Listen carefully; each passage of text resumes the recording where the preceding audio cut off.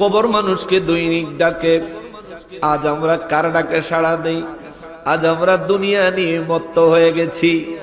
আজ আমরা ঠিক মতো দাঁড়িয়ে রাখি না। আজান হলে মসজিদে নামাজে যাই না। সপ্তাহে একদিন কবর জিয়ারত করতেও যাই না। আবার কবর জিয়ারতের ব্যাপারে আরো কত ফতুয়া দিয়া আমাদেরকে কত আরাম করে দিছে। কতজনের ফতুয়া ধরেও কবর জিয়ারত আমরা বন্ধ করে দিছি। কিন্তু নূর নবী রাহমাতুল্লিল আলামিন বলেন, উম্মত রে, যখন তোমারে অনেক বেশি পরিমাণে দুনিয়ার মোহ ঘিরে ধরে, যখন তোমার নামাজ পড়তে অন্তর চায় না, নামাজে গেলে মসজিদ থেকে বের হয়ে যাওয়ার জন্য যখন তোমার অন্তর ছটফট ছটফট করে, আমার নবী কয়, উম্মত, ওই সময় একটু কবরস্থানে যাইও, কবর জিয়ারত করিও, পূর্বপুরুষদের কথা মনে করিও। ওরাও একদিন তোমার মতো দুনিয়ায় ছিল।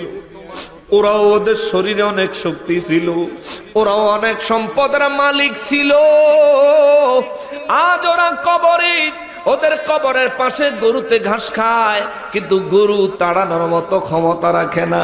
কবরের সুখে আছে না দুঃখে আছে তুমি দেখার ক্ষমতা রাখো না। তোমার ওই লোক যদি কবরে দুঃখে থাকে না সুখে থাকে, দেখার ক্ষমতা থাকলেও তোমার পক্ষে সাহায্য করা সম্ভব নয়।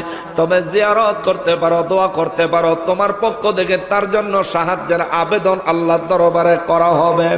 এরে মুসলমান, এই জন্য বলি রে বাবা, এই দুনিয়ার জন্য সারাদিন কত কিছু করলাম, সারাদিন কত কিছু করলাম, কিন্তু যেই ঘরে আমার থাকতে হবে ওই ঘরের জন্য কি করেছি?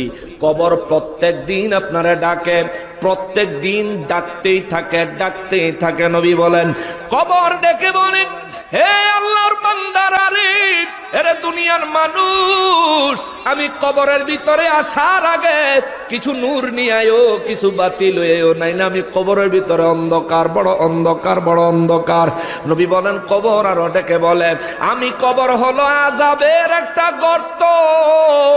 তুমি এই আযাব থেকে রক্ষা পাওয়ার জন্য আমার রব্বুল ইজ্জাত এবং তার হাবিব রাহমাতুল্লিল আলামিনের সন্তুষ্টি নিয়া আমি কবরে আইসো, নইলে উপায় নাই। জোরে বলেন আল্লাহু আকবার।